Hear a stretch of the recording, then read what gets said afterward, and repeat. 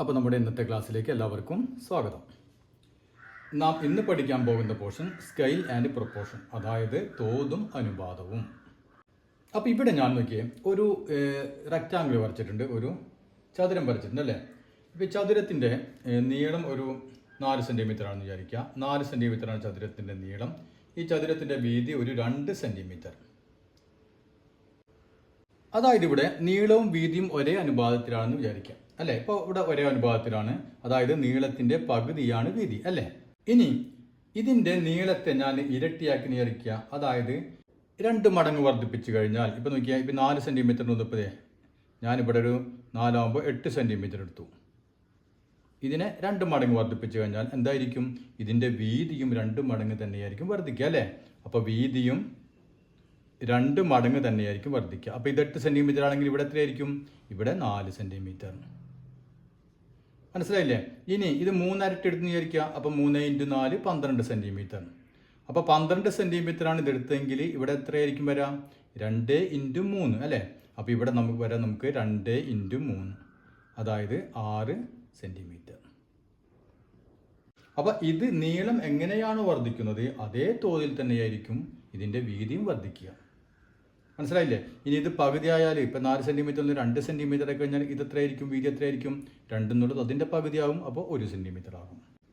പക്ഷെ എങ്ങനെയായാലും അതിൻ്റെ പ്രൊപ്പോർഷണാലിറ്റി കോൺസ്റ്റന്റ് എന്തായിരിക്കും? അത് സെയിം തന്നെ ആയിരിക്കും, അതിനൊരു മാറ്റവും വരില്ല അല്ലേ. അതായത് ഇവിടെ നോക്കിയാൽ ഇതിൻ്റെ പ്രൊപ്പോർഷണാലിറ്റി കോൺസ്റ്റന്റ് എന്ത് വരും? 2/4.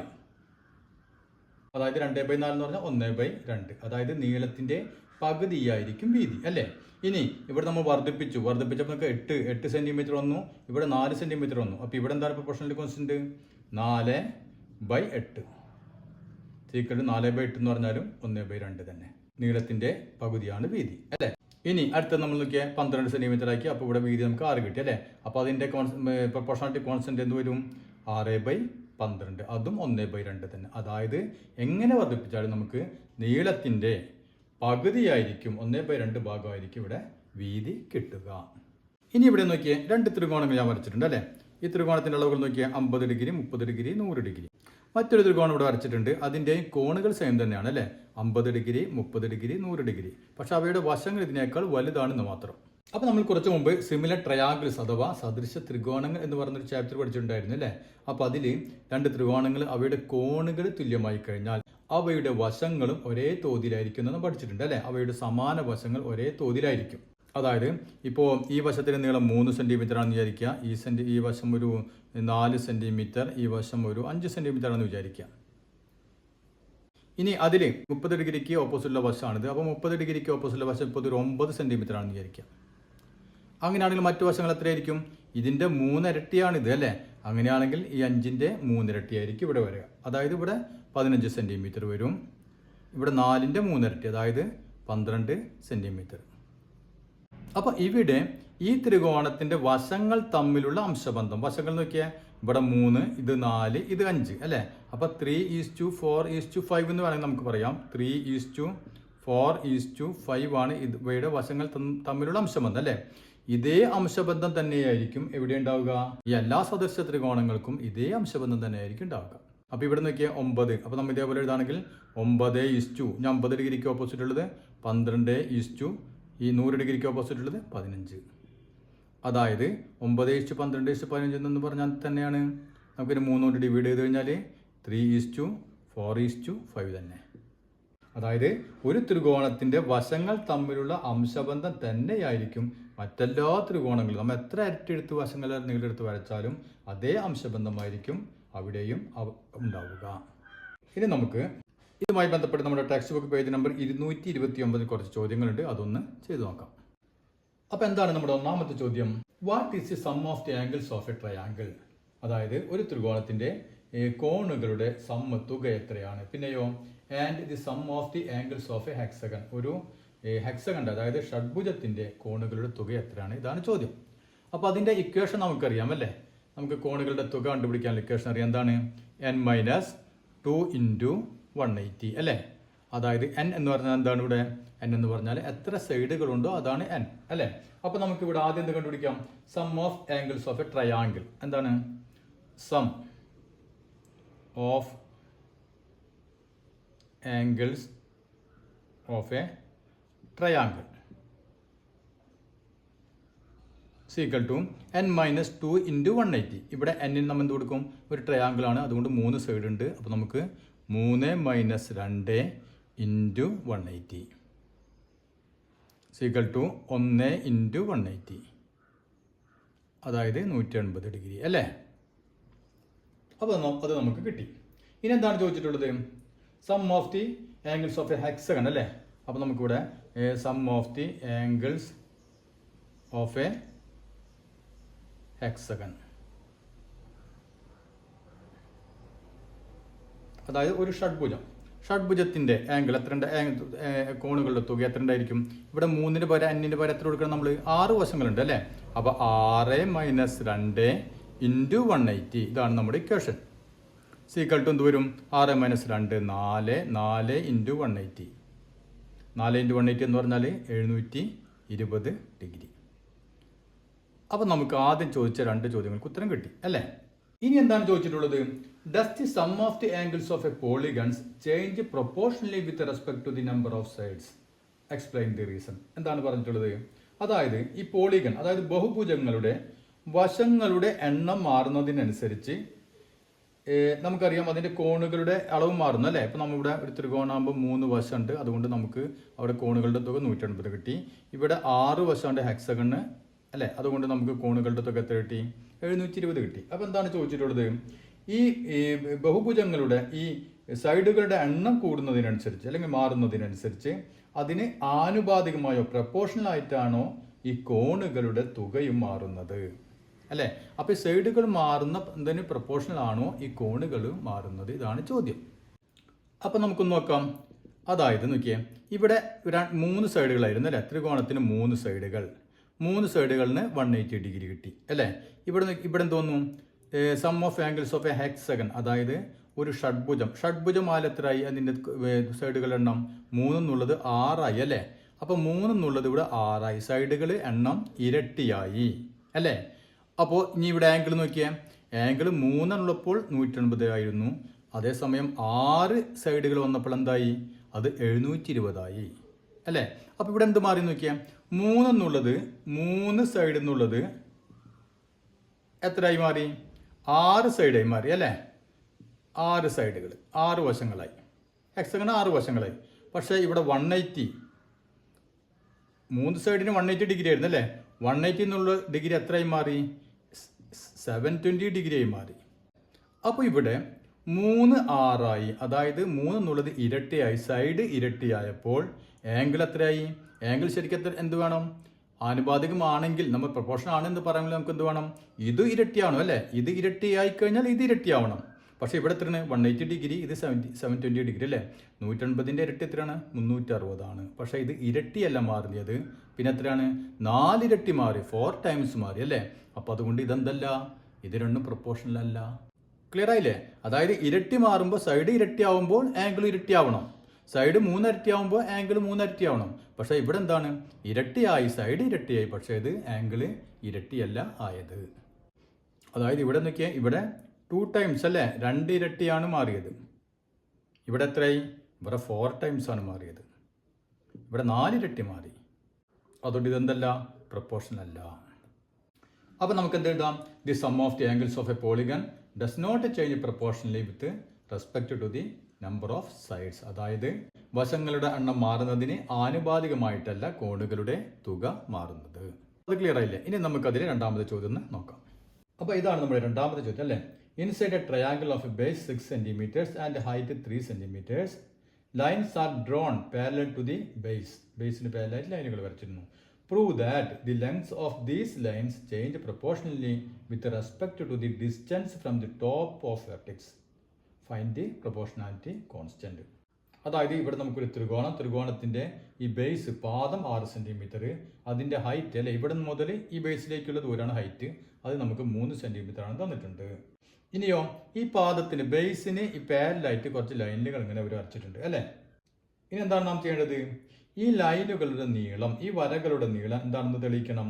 ഈ മുകളിൽ നിന്ന് ഇങ്ങോട്ടുള്ള ഈ അകലം അല്ലെ, ഈ അകലത്തിന് പ്രൊപ്പോർഷനാണ് എന്ന് തെളിയിക്കണം. അതായത് ഇവിടെ നോക്കിയാൽ ഇവിടെ ഈ മൂലയിൽ നിന്ന് ഇങ്ങോട്ടുള്ള ഈ ബേസിലേക്കുള്ള ദൂരമാണ് 3 സെൻറ്റിമീറ്റർ. നമ്മളിവിടെ കുറച്ച് ലൈനുകൾ വരച്ചിട്ടുണ്ട്. ഈ ലൈനുകൾ ഇപ്പോൾ ഇതാണ് ഇതിൻ്റെ മൂല അല്ലേ. അപ്പോൾ മൂലയിൽ നിന്ന് ഞാൻ ഇതേപോലെ ഇതിലേക്ക് ഈ ലൈനിലേക്ക് വരയ്ക്കാമെന്ന് വിചാരിക്കാം. അതായത് ഇപ്പോൾ നോക്കിയേ, ഞാനിപ്പോൾ ഇവിടെ നിന്ന് ഇങ്ങനെ വരച്ചു അല്ലേ. അതായത് ഇപ്പോൾ ഈ ലൈനാണ് ഞാൻ എടുത്ത് ഈ ലൈനിലേക്ക് ഇത് ഇങ്ങനെ വരച്ചു. അപ്പോൾ ഈ ലൈൻ ഈ മൂലയിൽ നിന്നുള്ള ഈ ഡിസ്റ്റൻസിന് ആനുപാതികമാണ് എന്നാണ് നാം പ്രൂവ് ചെയ്യേണ്ടത്.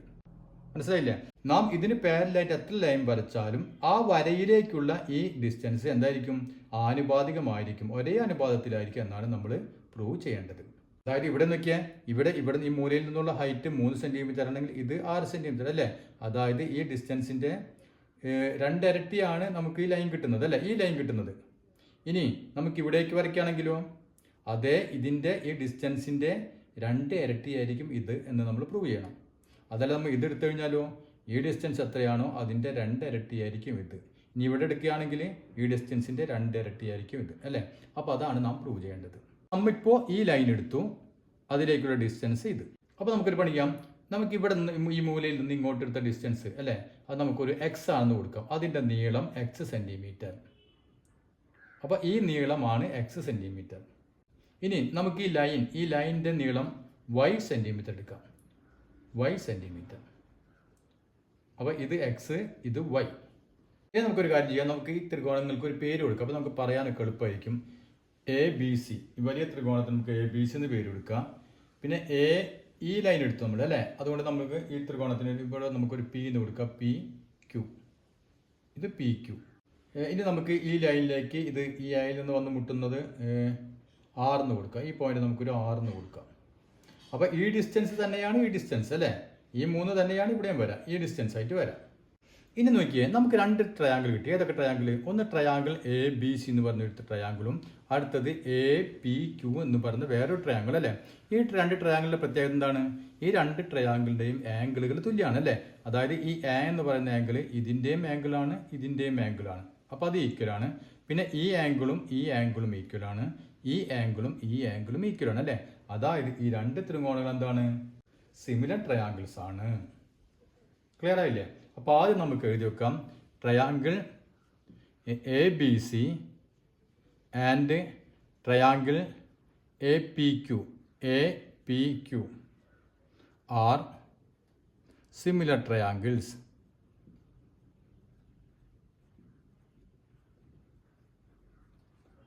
അതായത് ഈ 2 ത്രികോണങ്ങളും സദൃശ ത്രികോണങ്ങളാണ്. അപ്പോൾ നമുക്കറിയാം സിമിലർ ട്രയാങ്കിൾസിൻ്റെ വശങ്ങൾ എന്തായിരിക്കും? ഒരേ അംശബന്ധത്തിലായിരിക്കും അല്ലേ. അതായത് സമാന വശങ്ങൾ ഒരേ അംശബന്ധത്തിലായിരിക്കും. അപ്പോൾ നമുക്ക് ഇതിൻ്റെ ഈ 2 ത്രികോണങ്ങളുടെ നമുക്ക് ആവശ്യമുള്ള വശങ്ങളൊന്നും എടുത്തു നോക്കിയേ. ആദ്യം നമുക്ക് വേണമെങ്കിൽ പഠിക്കാം, ത്രികോണം എ ബി സി എടുക്കുക. അപ്പോൾ ട്രയാങ്കിൾ എ ബി സി, ആദ്യം നമുക്ക് എ ബി സിയുടെ കാര്യം പറയാം. ട്രയാങ്കിൾ എ ബി സിയിൽ അതിൻ്റെ ഈ ത്രികോണത്തിൻ്റെ ഹൈറ്റ് എന്ന് പറയുന്നത് എത്രയാണ്? എ ആർ അല്ലേ. എ ആർ ആണ് ഇതിൻ്റെ ഹൈറ്റ്. അപ്പോൾ ഹൈറ്റ് എന്ന് പറഞ്ഞാൽ എന്താണ്? A R. അതെത്രയാണെന്ന് നമുക്കറിയാം. ഈ ഹൈറ്റ് എത്രയാണെന്ന് അറിയാലോ. ഇവിടെ ഹൈറ്റ് നമുക്ക് തന്നിട്ടുണ്ട് 3 സെൻറ്റിമീറ്റർ. ഇനി ആ വലിയ ത്രികോണത്തിൻ്റെ തന്നെ ബേസ് എത്രയാണ്? ബേസ് അതായത് പാദം എത്രയാണ്?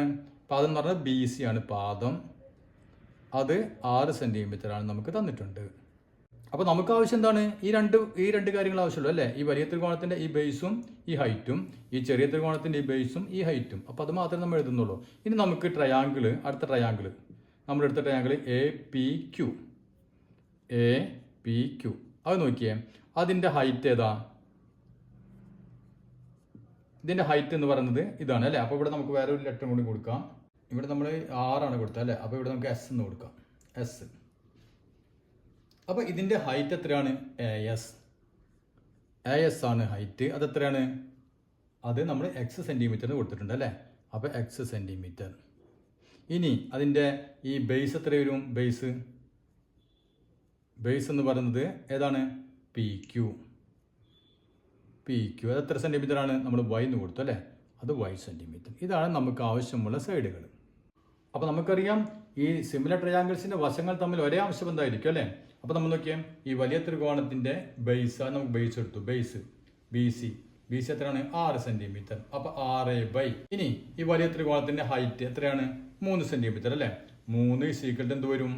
ചെറിയ ത്രികോണത്തിന്റെ ബേസ് എത്രയാണ്? നമ്മൾ y സെന്റിമീറ്റർ ആണ് കൊടുത്തത് അല്ലെ. അപ്പോൾ y ബൈ ഇനി ചെറിയ ത്രികോണത്തിന്റെ ഹൈറ്റ് എത്രയാണ്? x. നമ്മളിത് ക്രോസ് ആയിട്ട് മൾട്ടിപ്പിൾ ചെയ്ത് നോക്കിയേ. 3 × y 3y = 6 × x 6x. 3y = 6x. അപ്പോൾ y എന്ത് വരും? y = 6x / 3, അതായത് 2x. അപ്പോൾ നമുക്ക് ഇവിടെ എന്ത് കിട്ടി? y എന്ന് പറയുന്നത്, അതായത് ഈ നീളം എക്സിന്റെ ഇരട്ടിയാണ്. എക്സ് എന്ന് പറഞ്ഞതിന് ഈ മൂലയിൽ നിന്ന് ഇങ്ങോട്ടുള്ള അകലം അല്ലേ. അപ്പൊ ഈ അകലത്തിന്റെ ഇരട്ടിയാണ് y. അത് തന്നെയാണ് ഇവിടെ നമുക്ക് കിട്ടിയത്. ഇതിന്റെ ഇരട്ടിയാണ് ഇവിടെ അല്ലെ 6 സെന്റിമീറ്റർ. അത് തന്നെ ഇവിടെയും നമുക്ക് കിട്ടി. ഇതിന്റെ ഇരട്ടിയാണ് ഇവിടെ. ക്ലിയർ ആയില്ലേ?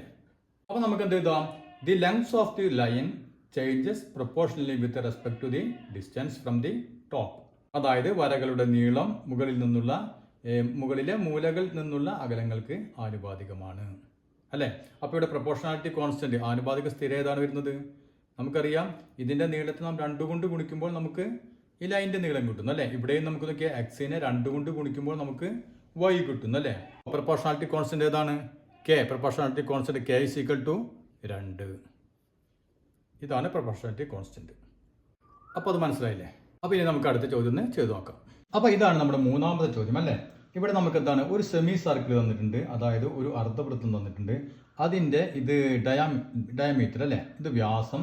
അപ്പോൾ വ്യാസത്തിന് ഈ സമാന്തരമായിട്ട് കുറച്ച് ലൈനുകൾ ഇങ്ങനെ വരച്ചിട്ടുണ്ട്. അത് നമുക്ക് ടെക്സ്റ്റ് ബുക്കിൽ കാണാം. ഇനി എന്താണ് ചോദിച്ചിട്ടുള്ളത്? ആദ്യത്തെ ചിത്രം ഇതാണ്. അതിൽ നമുക്ക് 10 സെന്റിമീറ്റർ അല്ലേ. ഇവിടെ നോക്കിയാൽ ഇവിടെ ഇതിന് സമാന്തരമായിട്ട് ഒരു ലൈൻ ഉണ്ട്. അപ്പോൾ 1 സെന്റിമീറ്റർ ഇവിടെ നിന്ന് 1 സെന്റിമീറ്റർ അകലത്തിലാണ് ഈ ലൈൻ വരച്ചിട്ടുള്ളത്. നമുക്ക് എന്താണ് കണ്ടുപിടിക്കേണ്ടത്? ഈ വരയുടെ നീളം എത്രയാണ് എന്നാണ് ചോദിച്ചിട്ടുള്ളത്. മനസ്സിലായില്ലേ? അപ്പോൾ നമ്മൾ എങ്ങനെ കണ്ടുപിടിക്കും? ഇവിടെ നോക്കിയേ, ഇവിടെ നമുക്ക് ഇതിന്റെ ഡയമീറ്റർ തന്നിട്ടുണ്ട് 10 സെന്റിമീറ്റർ അല്ലേ. അപ്പോൾ 10 സെന്റിമീറ്റർ ആണെങ്കിൽ റേഡിയസ് എത്രയായിരിക്കും? 5 സെന്റിമീറ്റർ ആയിരിക്കും അല്ലേ. അപ്പോൾ റേഡിയസ് 5 സെന്റിമീറ്റർ. അപ്പോൾ ഇതാണ് നമ്മുടെ വൃത്തത്തിന്റെ കേന്ദ്രം, സെന്റർ. അപ്പോൾ ഇത് 5 സെന്റിമീറ്റർ. അപ്പോൾ ഇവിടെ നിന്ന് ഈ സർക്കിളിലെ ഏത് പോയിന്റിലേക്ക് നമ്മൾ വരച്ചാൽ എത്രയായിരിക്കും? 5 സെന്റിമീറ്റർ ആയിരിക്കും അല്ലേ. അപ്പോൾ നോക്കിയേ, നമുക്ക് ഇതിന്റെ നീളമാണ് കണ്ടുപിടിക്കേണ്ടത്. അതുകൊണ്ട് ഞാൻ ഇവിടേക്ക് നോക്കിയാൽ ഇങ്ങനെ അങ്ങോട്ട് കണക്ട് ചെയ്തു, വരച്ചു. അപ്പോൾ ഇതിന്റെ നീളം എത്രയായിരിക്കും? അതും 5 സെന്റിമീറ്റർ തന്നെ ആയിരിക്കും അല്ലേ. അപ്പോൾ ഇതിന്റെ നീളം നമുക്ക് 5 സെന്റിമീറ്റർ, അതായത് റേഡിയസ് തന്നെ. ഈ പോയിന്റിൽ നിന്ന് തന്നെ ഞാൻ ഇതിന് ഒരു പെർപെൻഡിക്കുലർ ഇങ്ങനെ വരയ്ക്കാൻ പോകുന്നു. അതായത് ഇതിലേക്ക് ഒരു ലംബം വരച്ചു. അപ്പോൾ നോക്കിയാൽ ഞാനിവിടെ ലംബം വരയ്ക്കാണ്. ഇങ്ങനെ ഒരു ലംബം വരച്ചു. അപ്പോൾ ഇവിടെ നിന്ന് ഇങ്ങോട്ടുള്ള ദൂരം എത്രയായിരിക്കും? ഇങ്ങോട്ട് ശ്രദ്ധിച്ച് നോക്കിയാൽ ഈ പോയിന്റിൽ നിന്ന് ഈ വൃത്തത്തിന്റെ ഈ പോയിന്റിലേക്കുള്ള നീളം എന്തായിരിക്കും? ഇത് റേഡിയസ് ആണ് അല്ലേ. അതായത് ഇവിടം മുതൽ ഇവിടം വരെ 5 സെന്റിമീറ്റർ. ഓക്കെ, ഈ കഷ്ണം എത്രയാണ്? ഇത് 1 സെന്റിമീറ്റർ. അപ്പോൾ ബാക്കി ഇവിടെ നിന്ന് ഇവിടേക്ക് എത്ര വരെ ഉണ്ടായിരിക്കും? 4 സെന്റിമീറ്റർ. മനസ്സിലായില്ലേ? അപ്പോൾ ഇവിടെ മുതൽ ഇവിടം വരെയുള്ള ദൂരം 4 സെന്റിമീറ്റർ. ഇപ്പം നമുക്ക് എന്ത് കിട്ടി? ഇത് ഒരു മട്ടത്രികോണം, റൈറ്റ് ട്രയാങ്കിൾ കിട്ടി അല്ലേ. അപ്പോൾ ഇത് 90 ഡിഗ്രി. അപ്പോൾ ഈ മട്ടത്രികോണത്തിൽ ഈ വശം നമുക്കറിയാം, ഇത് കർണം അറിയാം. ബാക്കി ഇത് നമുക്ക് കണ്ടുപിടിക്കാം. നമുക്ക് പൈത്തഗോറസ് സിദ്ധാന്തം ഉപയോഗിച്ച് അത് നമുക്ക് കണ്ടുപിടിക്കാൻ പറ്റും അല്ലേ. അപ്പോൾ നമുക്ക് നോക്കിയാൽ ഈ വ്യാസത്തിന് ഇപ്പോൾ AB എന്ന് പേര് കൊടുത്തു. നമ്മുടെ ഈ ലൈനിന് CD എന്ന് പേര് കൊടുത്തു, CD അല്ലേ. ഈ പോയിന്റ് ഉണ്ട്, നമുക്ക് ഈ പോയിന്റ് നമുക്ക് E എന്ന് പേര് കൊടുത്തു. ഈ പോയിന്റ് ഈ പോയിന്റ് നമുക്ക് O എന്ന് പേര് കൊടുത്തു. ഇത് O. ഇനി നമുക്ക് ഏത് ട്രയാങ്കിൾ ആവശ്യം? ട്രയാങ്കിൾ DEO എന്ന് പറഞ്ഞ ട്രയാങ്കിൾ അല്ലേ. അപ്പൊ ട്രയാങ്കിൾ DEO അതെന്താണ്? ഒരു മട്ടത്രികോണാണ് അല്ലേ. അപ്പൊ ഇൻ ട്രയാങ്കിൾ DEO അതിൽ നമുക്ക് ഇതിന്റെ നീളം കിട്ടും അല്ലേ. അതായത് ED എന്ന് പറയുന്ന നീളം, ED square is equal to, ഇതാണ് കർണ ഹൈപ്പോട്ടിനസ്, കർണത്തിന്റെ സ്ക്വയറിൽ നിന്ന് 5 സ്ക്വയർ മൈനസ് ഇതിന്റെ ലംബത്തിന്റെ സ്ക്വയർ 4 സ്ക്വയർ, അതായത് 25 മൈനസ് 16 9. ED square 9. അപ്പോൾ നമുക്ക് ED കിട്ടുമല്ലോ, √9, അതായത് 3 സെന്റിമീറ്റർ. അപ്പോൾ ED കിട്ടി അല്ലേ. ED എന്ന് പറഞ്ഞു നോക്കിയാൽ നമുക്ക് കണ്ടുപിടിക്കേണ്ട ഈ ലൈനിന്റെ പകുതിയാണ് ED. അപ്പോൾ CD എത്രയായിരിക്കും? സി ഡി എന്ന് പറഞ്ഞാൽ നമുക്ക് കണ്ടുപിടിക്കേണ്ട length of the parallel line അല്ലേ. അപ്പോൾ നമുക്ക് അങ്ങനെ എഴുതാം, ലെങ്ത് ഓഫ് പാരലൽ ലൈൻ, അതായത് സി ഡി ഈക്വൽ ടു ഇവിടെ 3 സെൻറ്റിമീറ്റർ അതിൻ്റെ ഇരട്ടി അല്ലേ. അപ്പോൾ 2 × 3 ഈക്വൽ ടു 6 സെൻറ്റിമീറ്റർ. അപ്പോൾ നമുക്ക് സി ഡിയുടെ നീളം കിട്ടി 6 സെൻറ്റിമീറ്റർ. ഇനി ഈ ഫിഗർ നോക്കിയാൽ ഇവിടെ നോക്കിയാൽ ഈ ഡിസ്റ്റൻസ് നമുക്ക് വേറെ വ്യത്യാസമൊന്നുമില്ല. ഈ ഡിസ്റ്റൻസ് 1 സെൻറ്റിമീറ്ററിന് പകരം 2 സെൻറ്റിമീറ്റർ അല്ലേ. അപ്പോൾ ഇതേപോലെ തന്നെ നമുക്ക് ചെയ്യാം. ഇതാണ് വൃത്തത്തിൻ്റെ കേന്ദ്രം. അവിടെ നിന്ന് നമുക്ക് ആദ്യം ഈ ലൈനിൻ്റെ ഈ അറ്റത്തേക്ക് നോക്കിയാൽ ഇങ്ങനെ മുട്ടിച്ചു അല്ലേ. അപ്പോൾ ഈ നീളം എത്രയായിരിക്കും? ഇവിടെ 5 ആണെങ്കിൽ ഇതും 5 സെൻറ്റിമീറ്റർ. ഇനി ഇവിടെ നിന്ന് ഇങ്ങോട്ട് ഒരു ലംബം വരച്ചു അല്ലേ. ഇപ്പോൾ നമുക്ക് ത്രികോണങ്ങൾ കിട്ടി. അപ്പോൾ നമുക്ക് ഇവിടെ നമുക്ക് ഒരു പേരുകൾ കൊടുക്കാം. പി ക്യു ആർ എസ് എന്ന് കൊടുത്തു. ഇനി നമുക്ക് 2 പോയിന്റുകൾ ആവശ്യമുണ്ട് അല്ലേ. അപ്പോൾ ഈ പോയിന്റ് നമുക്ക് ടി എന്ന് കൊടുക്കാം, ക്യു ആർ എസ് ടി അല്ലേ. ഇത് നമ്മൾ ഒ പോയിന്റ് ഒ. ഓക്കെ, ഇനി ഇവിടെ ചെയ്ത അതേപോലെ തന്നെ നമുക്ക് നോക്കിയാൽ ഇവിടെ എന്താണ് ഒരു മട്ട ത്രികോണം കിട്ടി അല്ലേ, റൈറ്റ് ട്രയാങ്കിൾ കിട്ടി. ഏതാണ്? എസ് ടി ഒ എന്ന് പറയുന്ന ഒരു മട്ട ത്രികോണം. അപ്പോൾ ത്രികോണം എസ് ടി ഒ. അപ്പോൾ ഇൻ ട്രയാങ്കിൾ എസ് ടി ഒയിൽ നോക്കിയാൽ ഏതാണ് നമുക്ക് കണ്ടുപിടിക്കേണ്ടത്? ടി എസ് എന്ന് പറയുന്നത് അല്ലേ. അപ്പോൾ T S square equal to ഇതിൻ്റെ സ്ക്വയറിൽ നിന്ന് ഇതിൻ്റെ സ്ക്വയർ മൈനസ് ചെയ്യുക അല്ലേ. അതായത് ഇവിടെ നോക്കിയാൽ 5 സ്ക്വയർ മൈനസ് ഇവിടെ നോക്കി ഇവിടെ നമ്മൾ പറഞ്ഞില്ല ഈ നീളം എത്രയായിരിക്കും? ഇവിടെ മുതൽ ഇവിടം വരെയുള്ള നീളം എത്രയായിരിക്കും? ഇവിടം മുതൽ ഇവിടം വരെയുള്ള നീളം എത്രയാണ്? 5 സെൻറ്റിമീറ്റർ അല്ലേ. റേഡിയസ് ആണ് 5 സെൻറ്റിമീറ്റർ. അപ്പോൾ അതിൽ ഈ നീളം കുറയും അല്ലേ. അപ്പോൾ 5ൽ നിന്ന് 2 സെൻറ്റിമീറ്റർ കുറയും. ബാക്കി എത്ര വരും ഇവിടെ? ഇവിടെ നമുക്ക് കിട്ടാം 3 സെൻറ്റിമീറ്റർ. 3 സെൻറ്റിമീറ്ററാണ് ഇവിടെ ഇതിൻ്റെ നീളം അല്ലേ. അപ്പോൾ 5 square minus 3 square equal to 5ൻ്റെ സ്ക്വയർ എത്രയാണ്? 25 മൈനസ് 3ൻ്റെ സ്ക്വയർ 9 ഈക്വൽ ടു 16. ടി എസിൻ്റെ സ്ക്വയർ ആണ് 16. അതുകൊണ്ട് ടി എസ് ഈക്വൽ ടു √16, അതായത് 4 സെൻറ്റിമീറ്റർ. അപ്പോൾ ഇവിടെ മുതൽ ഇവിടം വരെയുള്ള നീളം 4 സെൻറ്റിമീറ്റർ. അങ്ങനെയാണെങ്കിൽ ഇതിൻ്റെ ഈ ലൈനിൻ്റെ ഫുൾ നീളം എത്ര വരും? 4 × 2 8 അല്ലേ. അപ്പോൾ ഇവിടെ എഴുതിയ പോലെ എഴുതാം, length of parallel line RS equal to എന്ത് വരും? 2 × 4, അതായത് 8 സെൻറ്റിമീറ്റർ. ഇനി അതിൽ ഒരു ചോദ്യം കൂടി ഉണ്ടല്ലോ. Does the length of the parallel line change proportionally with respect to the distance from the top of the semi circle, explain the reason. അതായത് നാം ഇവിടെ കുറെ വരകളുണ്ട് അല്ലേ. ഈ വരകളുടെ നീളവും പിന്നെയോ ഇതിൻ്റെ ഈ മുകളിൽ നിന്ന് ഇങ്ങോട്ടുള്ള ഈ അകലങ്ങളുടെ നീളവും അത് പ്രൊപ്പോർഷൻ ആണോ എന്നാണ് ചോദ്യം. അതായത് ഇവിടെ നിന്നുള്ള അകലം കൂടുന്നതിനനുസരിച്ച് ഇതിൻ്റെ നീളം ഒരേ തോതിലാണോ കൂടുന്നത് എന്നാണ് ചോദ്യം. ആണോ എന്ന് നോക്കിയേ. ഇപ്പം നോക്കിയേ, ഇവിടെ നിന്ന് ഇങ്ങോട്ടുള്ള ഡിസ്റ്റൻസ് അല്ലേ. ഇപ്പം ഇവിടെ നിന്ന് 1 സെൻറ്റിമീറ്റർ എടുത്തു.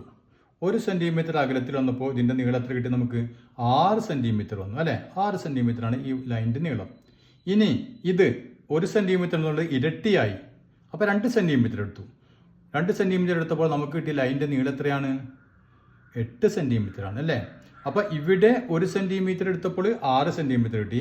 ഇവിടെ 2 സെൻറ്റിമീറ്റർ എടുത്തു. അതായത് ഇതിൻ്റെ ഇരട്ടി എടുത്തപ്പോൾ ഇവിടെ എന്ത് വേണം? ശരിക്കും പ്രൊപ്പോർഷണൽ ആവണമെങ്കിൽ എന്ത് വേണം? ഇവിടെ ഇരട്ടി എടുത്തപ്പോൾ ഇവിടെയും ഇരട്ടി ആവണം അല്ലേ. അതായത് ഈ ലൈനിൻ്റെ നീളം 6 എന്നുള്ള എത്ര വേണം? 12 ആവണം അല്ലേ.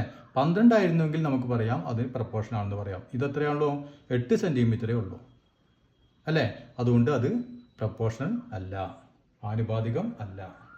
അപ്പോൾ നമുക്ക് എന്ത് എഴുതാം?